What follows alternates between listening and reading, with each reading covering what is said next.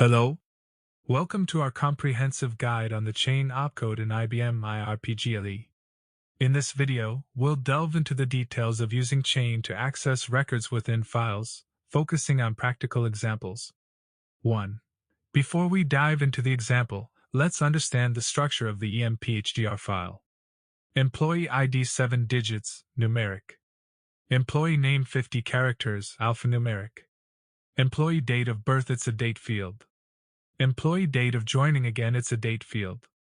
Key field defined for employee ID. Now let's explore how to use the chain opcode to retrieve employee records based on employee ID. We will first define emphdr as a file as keyed and will allow both input and update operations. Now with the chain operation program, we'll search for a record in the file emphdr where the employee ID matches 0000001. And then checks if employee name, that is a name, is blank or not.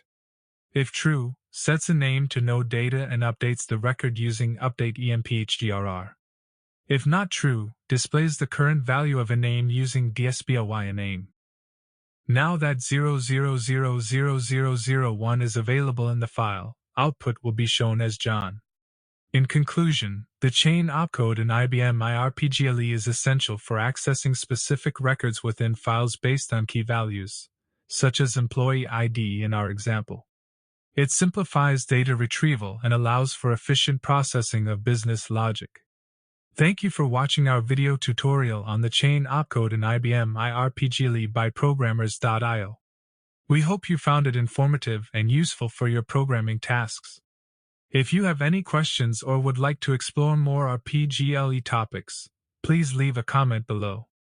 Don't forget to like, share, and subscribe for more IBM programming insights. Happy coding!